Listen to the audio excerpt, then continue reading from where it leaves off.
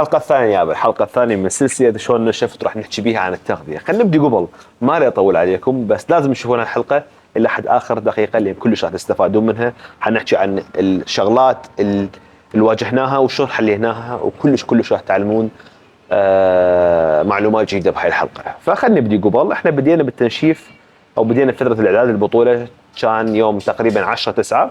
أنا مثل ما تعرفون 10 سنين بحياتي ما كنت مستخدم هرمون، فكانت بداية إلي جديدة وتحدي جديد في استخدام الهرمون، وحكيت ليش استخدمت الهرمون وشنو الشغلات اللي لازم تكون عندك يلا تبدي بهذا المجال. وسويت فيديو شوفوه بالصفحه لان كلش مهم. زين، فبديت وزني كان 92 اعتقد، نسبه دهون جسمي كان لا باس بها. فبدينا بالبرنامج الزياده بالسعرات اللي هو فوق اللي نسميه كالوري سيربلس، يعني تاخذ اكثر من احتياجك. كنا تقريبا ناخذ 4000 سعره باليوم. كميه الكربوهيدرات كانت كلش عاليه، كميه البروتين كانت فوق المتوسط، اعتقد كان 220 غرام، وكان عندي الدهون عاديه 50 60 غرام هيك شيء. فبدينا فتره بهذه الطريقه. نهايه الثمان اسابيع الموضوع كان كلش بسيط، ما كنت كل جدي باول شهرين من الاعداد، كنت مجرد لان عندي هوايه شغل وهوايه شغلات وهوايه مشاكل صادفتني. فكنت قدر المستطاع ملتزم، خلينا نقول 80 90%، مو كلش 100%. وزني وصل تقريبا 100 كيلو، من 92 وصل ل 100 كيلو. بعدين لما صرنا 8 اسابيع تفصلنا عن البطوله بدينا بالتنشيف، بدينا ندخل كارديو بشكل اكبر. كان عندي كارديو لكن بالاسبوع مره او مرتين، صار كارديو بشكل اكبر. بدينا نقلل بالسعرات، بدا الوزن شوي ينزل. فشو سويت عاده؟ يكون الجهد كنا نحاول شنو بالتمرين. هذا حكيت عنه بالحلقه الاولى مال التمرين، على مود ما نفوت ما نخلي الجسم تحت ستريس عالي والتهابات عاليه. فكان عندنا نوع من انواع التريننج سبليت، اللي هي مثلا اول فره نسوي اوزان بسيطه، وراها اوزان متوسطه، وراها اوزان عاليه. حكيت عليها تفاصيل كل شويه بالحلقه الاولى، لازم تشوفوها عم تفهمون شنو بدي احكي حاليا، لان هاي السلسله حرفيا متسلسله، لازم تعتمد على الاولى، يعتمد على الثانيه، الثانيه تعتمد على الثالث والى اخره، والعكس صحيح. فالكربوهيدرات بدينا نقللها. تبدي تقلل الكارب، تشوف كل اسبوع او كل 3 ايام كنا عندي تشيك ان ويا مدرب مالتي، ادز صور وهالسوالف. طبعا الوزن بشكل يومي، اخذ السكر مالتي بشكل يومي، اقيس السكر، الضغط مالتي بشكل يومي، الوزن. والصور كانت مثلا بالاسبوع مره بالبدايه، وراها صارت بالاسبوع مرتين من صرنا 8 اسابيع تفصلنا عن البطوله. فتبدي تقلل شويه الكربوهيدرات، طبيعي الموضوع جدا. وتشوف كل 3 ايام او كل اسبوع المعدل مال نزول الوزن مالتك، مو بشكل يومي. انت تحسب الوزن تحسبه بشكل يومي، لكن ما تاخذ تعتمد على ايام، تجمعهن مع 7 ايام وتقسمها على 7 راح يطلعك المعدل. هنا راح نعرف احنا ايش قد نزل وزننا مقارنه بالمعدل مال الاسبوع اللي قبله. هذا الشيء كلش مهم. ينزل الوزن، اذا نزل خير وعلى خير تستمر، ما نزل لازم نسوي غير شيء. الغير شيء مثل شنو؟ اما ندفع اكثر انه نقلل بعض الكربوهيدرات، او نزيد اكثر الكارديو، او نزيد اكثر الخطوات، ماشي. فهذا اللي كنا نسويه، اللي هو المبدا اللي اي مدرب يعرفه واي لاعب تقريبا يفتهمه. فتسوي هذا الشيء، ينزل وزنك، وراها بدا يعصى وزننا. عصى وزني على 93 تقريبا، قفل مدى ينزل. فهنا انت جسمك دا يقول لك يابا اني ما اشتغل بلا راتب، حرفيا. يعني انت ما تقدر تلود على موظف عندك وما تعطيه راتب. فنفس الشيء بالنسبه لجسمك، كل هذا الضغط يوصل حد يقول لك انا اريد اكل. فالان شو تسوي؟ يسموه ريفيد داي، ماشي. انه يوم تعبي بكربوهيدرات، نوصل 500 600 700 غرام كارب حسب وضع الجسم، حسب اللي دا يحتاجه. ممكن كم وجبه تكون مثلا بها كارب، مو كل اليوم، وممكن لا كل اليوم، ممكن يوم ثاني ويوم ثالث، حسب مدى خلينا نقول احتياج الجسم للكربوهيدرات، على مود يقدر يصلح نفسه ويقلل من كميه احتباس السوائل. يعني انت متمرن كل هذا التمرين، الضغط القوي، اكله قليل، كارديو عندك هوايه، خطوات عندك هوايه، ستريس والى اخره، هذا يسوي عندك احتباس سوائل، يسوي عندك شنو؟ يرتفع عندك حتى الالتهابات بالجسم، السي ار بي يرتفع عندك. فهاي مشكله. فاحد الحلول مالتها بان نلتجي ورا ما نفول الضغط على الجسم، لازم نبدا هسه شو نسوي؟ نعطيه راحه. زين، سوينا كل هذا. اني استمريت بهذا الفيلم، هاي الفكره، وتوصل اكو بعض المراحل انت مثلا شو تسوي؟ ما تريد الكربوهيدرات اوريدي كلش قليله، مثلا اوريدي تخار 50 100 جرام كارب لا شيء، ماشي؟ فشو تسوي؟ ولكن تريد تحافظ على نفس السعرات، تريد توخر الكربوهيدرات ولكن ما تريد تخلي عجز اكبر بالسعرات على الجسم، لانه هو اوريدي السعرات كلش قليله وبعد مثلا في 3 4 اسابيع البطوله مو هالقد قريبه، فما تريد تتعب الجسم كلش. فشو تسوي؟ نحافظ على نفس كميه السعرات ولكن الماكروز حتختلف. مثلا نقول انت تاخذ 200 غرام بروتين، عندك 100 غرام كارب 50 غرام دهن، شو تسوي؟ تشيل 100 غرام كربوهيدرات تخلي 100 غرام بروتين بمكان ال 100 مال كارب، فايش يصير؟ 300 غرام بروتين، ماشي؟ هنا حافظنا على نفس السعرات لانه السعر الغرام الواحد كارب والغرام واحد بروتين اثنيناتهم تعطيك 4 سعرات، ماشي؟ ومرات تسوي هذا الشيء ايضا ويا الدهون، هذا الدهون متقلله وتعوض بدل الدهون مثلا خلينا نقول بروتين، هذا اللي هو البروتين بيست دايت يكون عندك، هذا ايضا موضوع اخر نحكي به، مو هسه ما سويناه بهاي البطوله، سويناه يوم ويومين ما هوايه. فهنا ايش سوينا؟ حافظنا على نفس كميه السعرات ولكن الميكانيزم مال الجسم ومال الهضم راح تكون مختلفه وتعاملها مختلف يكون، فما راح يكون عندك سبارك عالي بالانسولين كلش، اكيد هو الاثنين يسوون سبارك ولكن ما راح يكون كلش عالي. وايضا البروتين نفسه الجسم يحتاج سعرات هوايه عن ما يحرقه، مو مثل الكربوهيدرات، الكربوهيدرات كلش بسيطه جسمك يحولها جلوكوز، جسم يسحبها يدخلها بالعضلات على شكل جلايكوجين والى اخره. فهذا ايضا سويناه ولكن باخر اسبوعين احنا ما نسوي، متى ينزل وزني؟ متى ينزل تشلب على 92.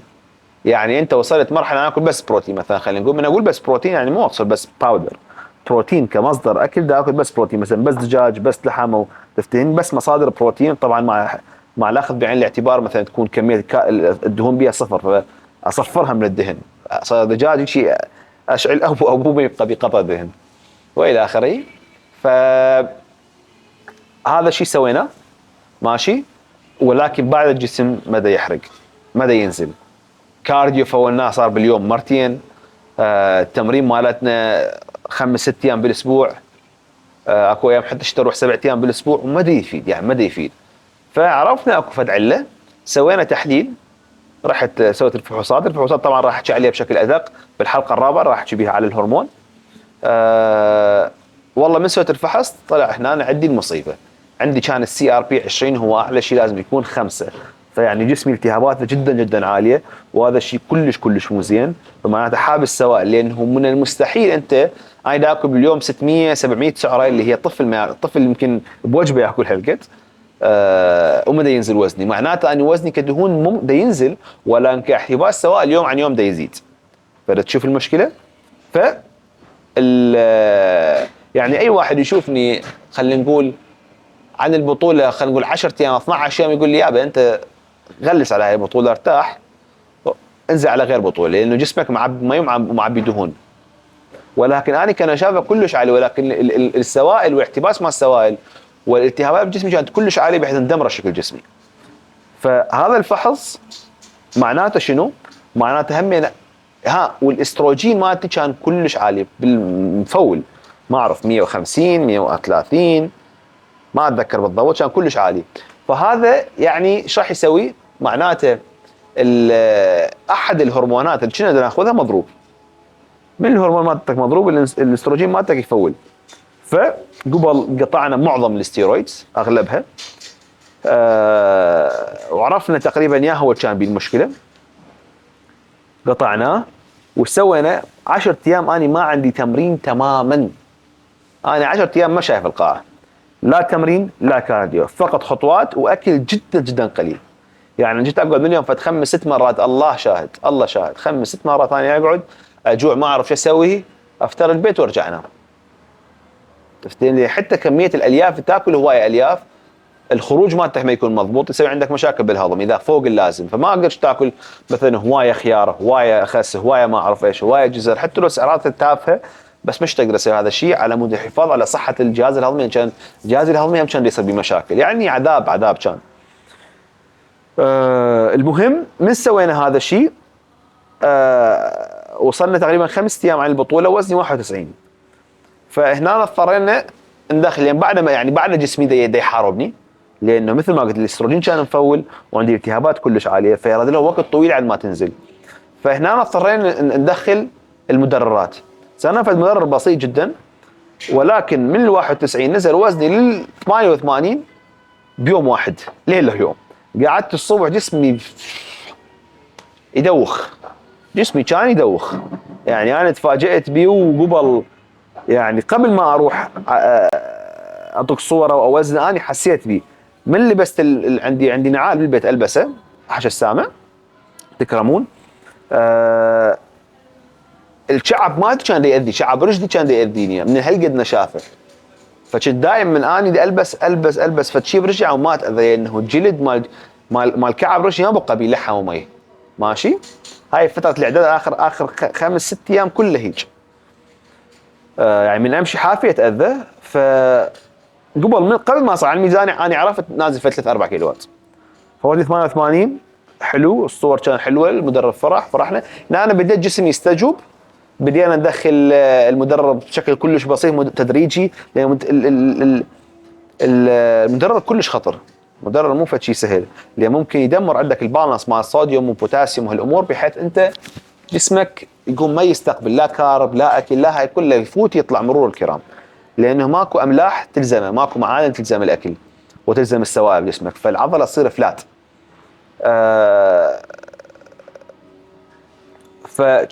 كان كلش مهم من تقلل هالقد من تطلع هالقد سوائل، لا مدخل هوايه سوائل، عم تنظف الاملاح والمعادن الموجوده بجسمك، ولكن بنفس الوقت تعطي املاح جسمك، على مود ما يكون الكلى فارغه، او على مود ما تكون العضلات ما بها صوديوم، على مود العضل لان ماكو صوديوم مثل ما قلت لك ما راح يبقى الكربوهيدرات، ما راح تقدر تمتص السوائل للعضله، فحتصير كلش فلات، جسمك ما حلو. فلازم يعني هاي اكبر الاغلاط اللي يسووها اللاعبين، هو ما يحمل ملح او يعوف الملح لما هو يشرب كوب مي وما يدخل ملح، وبعدين من يسوي كارب اب يلوث كربوهيدرات، جسمه ما يسحب الكارب. تشوفه على سبيل الطي 1000 غرام كارب ما يسحبه جسمه، فالثاني يمكن اكل 12 13 14 غرام كارب باخر فتره، عفوا ملح اخر 5-6 ايام، ما قطعنا الكارب نهائي. اقل شيء نزلناه يمكن كان 7-8 اقل شيء. والمي احنا طول فتره التنشيف كان 6 لترات، اخر كم يوم وصلنا 9 أو 10 لترات، يمكن حتى وصلنا فتره 11 12 لتر، على مود انت تفهم جسمك يابا حبيبي اطرد السوائل عندك، هاي حنطيك مي لا تخاف، تفتهمني. فالجسم شو يسوي؟ من هالقد يعطي سوائل يقول اوكي خل انا اطلع العدي، لان هو دي يعبي لي مي ما راح يقطع علي، تفتهم شلون؟ والاملاح مالتك هم يعني المشلبه بجسمك هم راح تتنظف، حيكون تنظيف مثل ما تحفر القاع، من تحفر القاع اذا ما تخلي مي ويا الجهاز مال الحفر يحمى ممكن يحترق، فالمي جاء دائما كلوبريكيشن ماشي كلش مهم، والعمليه تصير اسلس بشكل سلس اسلس ما أعرف. فالمهم وصلنا الى يوم الميزان، الحمد لله اني وزني كان 8 لا الصبح كان 87، بس انا لازم اكون 86 ونص. فما اكلنا اي شيء ولا شربنا اي شيء بيوم الميزان مالي كان الساعه 3 وصدق رحت وزنت، جسمي كان مثالي ووزني كان 86.5. وراها من الساعه 3 الى حد الساعه 12 كنت لازم اكل 5 وجبات ومليانه كربوهيدرات وكميه قليله جدا بروتين، فقط عم نحافظ ننطي نشمم العضله بروتين، عم نحافظ بس على شكلها. جسمي كان ساعه ورا ساعه يصير احلى واحلى واحلى واحلى، يعني انا كنت فلات بيوم الوزن، ولكن بليله الوزن ورا ما رجعت جسمي صار خرافي. ولكن من قعدت الصبح ثاني يوم كان جسمي شوي معبي مي، ما كان الامور تمام ماشي. فايش سوينا؟ انطيناه شويه كارب، قاطعين المي طبعا، قللناه. يعني احنا حتى بيوم الوزن فقط قطعنا المي، احنا ما قطعنا مي خلاص. قبل يوم الوزن عفوا الساعه 6 بالليل قطعنا المي الى حد ثاني يوم الساعه 3 من ثاني يوم الساعه 3 انا شويه شارب مي شويه عرفتني، ما تقطعها كامل. ورا ما خلصنا عمليه الوزن طبعا كان اكو مي بكميات محدده، كان عندي نص يعني عندي بطل ويا كل وجبه، بطل من هذا النص لتر ماشي، يعني اشربه تقريبا 3 ألتار ورا الوزن الى حد ثاني يوم ما يوم البطوله. بيوم البطوله مثل ما قلت لكم كنت كاكل اعتماد نفاط كربوهيدرات، مصدر دهون بسيط مثل اللوز وملوز ودارك شوكلت، وكبروتين فتشي كلش تافهه بيضايه مثلا، ومو ويا كل الوجبات، بيضايه مسلوقه بها مصدر بسيط من البروتين، مصدر بسيط من الدهون وخلاص. وكنت اشرب الكترولايت، بطل هذا اللي يشربوا ذول العدائين بالركض وما ركض وهالسوالف، على مود يبقى عندي ديهايدريشن بالجسم، تنطي شويه سوائل للجسم ولكن بها املاح بحيث الكربوهيدرات راح تنسحب اكثر العضلات، البامب مالته يكون اسرع. ولكن بعد جسمي ما كان بجماليه اليوم اللي قبله، ولكن بدا يصير افضل من الصبحيه مالته. تفتهمني؟ من قمت انطي كارب وقاطع المي اني، قام شويه يرجع وياخذ هذا الجرينينس والصلابه، ولكن بعد كان شويه بطبقه مال دهون، ما كان بنشافه اليوم اللي قبله. ولكن وصلنا مرحله كلش حلوه، خلي اقدر اقول تقريبا يعني اذا نقارنه باليوم اللي قبله صرت 80% 85% اشبه اليوم اللي قبله. ولكن المشكله الكبرى وين؟ على اساس احنا وزننا يصير بساعه واحده او ثنتين، صار ساعه 5. فاني بالسياره قاعد مرتاح، كنت ما عندي اي ستريس، يعني كلش فخور بنفسي من هاي الناحيه. فتنا عمليه الصبغ، طبعا كومك قدامك وما دخلوا كاميرا ويانا على اساس اكو مصور كان يصور فقط لهم، لان الموضوع يعني كان كلاوات بكلاوات، والمكان عبالك كهف الله شاد، بيه بروجيكترات واحده من الاثنين، ظلمه بارده، الصوبه ما بي، تعال انت بس 8 شهر الواحد فايت بكهف يعني جدا بارد. وهسه احكي لكم وش صار بي. فعدينا انتظرنا الميزان، عمليه العفو الصبغ، كومه قدامك، اللي يصبغ طبعا عبالك واحد جايبيه، ها شلون جماعتهم شلون مكان ما حد يعرف يصبغ، هو بخاخ الاوريدي الماده مال الصبغ مالتهم مو زينه، وعدا هذا هو مثلا هذا الجسم هو هنا يبخ، بحيث يصير هذا البخاخ يتكتل السائل وينزل لي جوا. تفتهمني؟ فما حلو يصير على الجسم يبين هيك مشطب، كلش ما حلو. فكانت تجربه ما حلوه من هاي الناحيه همينه. تعطيك شويه ستريس، تقول لي يابا ارجع يابا ما اعرف ايش. والحاصل جسمي بالبرد كشه ورا عمليه الصبغ. قلت له صديقي طق لي صوره. انا طبعا قبل الصبغ جسمي كان رهيب، ورا الصبغ عضلاتي طامسه ضامه نفسها خاتله. يابا ايش اسوي؟ شو معود من نام. قلت له المدرب قال لي كم شغله اسويها. دخلنا شو اسمه كارب كلش عالي، لانه نريد مسيفه بامب حلو للعضله، وقالوا لي ورا 10 دقائق ربع ساعه انت وزنك ينزل. انا بعدني توني مخلص صبغ، تعال شو وقت تسوي حمايه، شو وقت تسوي كارب، شو وقت تاكل. قمت اكل واحمي اكل واحمي اكل واحمي. شو اسمه صار عندي بامب لا باس بيه، ولكن ما سويت كارب مضبوط، كارب لودنج مضبوط، ومعدتي كانت متروسه. فقوه يعني كنت احاول بحلقي رايس كيك والعب اني بالحبال المطاطيه دا اسوي احماء. والحاصل حتى من فتت على الستيج على اني ردت انزل اخر واحد عم الحق اسوي احماء وما احماء، صاحني ما اعرف ليش، قال لي تعال انزل. ليش هي ما كانت بالتسلسل، ما كانت باي شيء. حتى اذا شفت البطوله من نزلت انا بيني وبين القبلي نزل فتقريبا 10 امتار. بعدين نزلت، بس من نزلت خلص الفات مات، سويت اللي علي، ابدي اعرض وهالسوالف. وكانت تجربه حلوه، الجمهور اشتعل من فتت، يعني هاي ما انساها لاخر يوم بحياتي. انطاني طاقه بحيث اني نسيت الحكام، نسيت الدنيا كلها. الحكم يقول لي دبل بايسبس، اسوي له دبل بايسبس، من يخلص بين يعني الترانزيشنز بين بوز وبوز حرج سويت للجمهور. من وقفونا على الجوانب اني بدق عرض للجمهور، الجمهور كان يعني هيك دفعني دفعه من هاي المرتب، وكانوا يخبلون. والحلو الموضوع كلهم كانوا يقولون اول اول اول.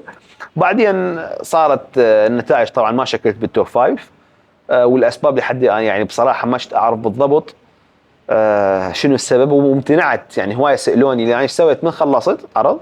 عرفت اني لانه من اختاروا التوب 10 او التوب 5 انا مشت ضمنهم، فانا كنت على السكند كول اوت، ثاني كول اوت صاحوني، فاني عرفت انه انا مو وياهم. فكنت عارف النتيجه قبل ما انزل من الستيج، بس الجمهور ما عنده هاي الثقافه مال طريقه التحكيم، فكانوا منتظرين ارجع. فاني سويت رجعت، عرفت الموضوع، لمت غراضي، تاكدت مناسك شيء، شلت لبست هدومي، رحت على المدرجات. انا قبيله اواسي اهلي كلهم دايخين، دايخين يعني الجمهور ثقوا بالله، الكل كان مصدوم. يعني أنا عندي شغلة، ما عندي سوالف هاي مال حزن ومزن وهالسوالف. سعد ابو كرم.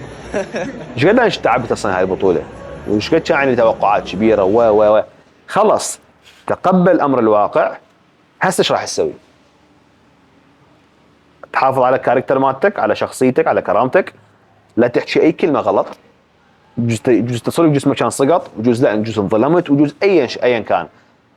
اطلع تونس، روح للناس اللي كانوا داعميك، اشكرهم.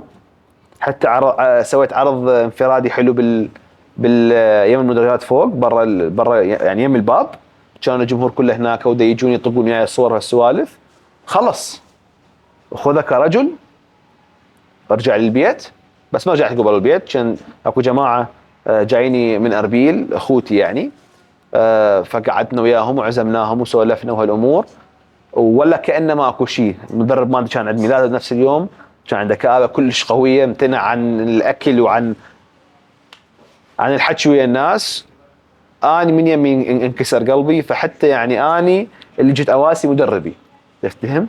ابدا ما ضعفت، دزيت له حتى فيديو قلت له كابتن ابد لا تشيل هم، اذا كنا نقدر نسوي افضل او هذا كان افضل ما قدمناه، ايا كان اكو فد شيء احنا نقدر نشتغل عليه احسن، ونرجع اليوم نرتاح، باكر وعقب باكر نحكي، نخلي خطه جديده ونستمر.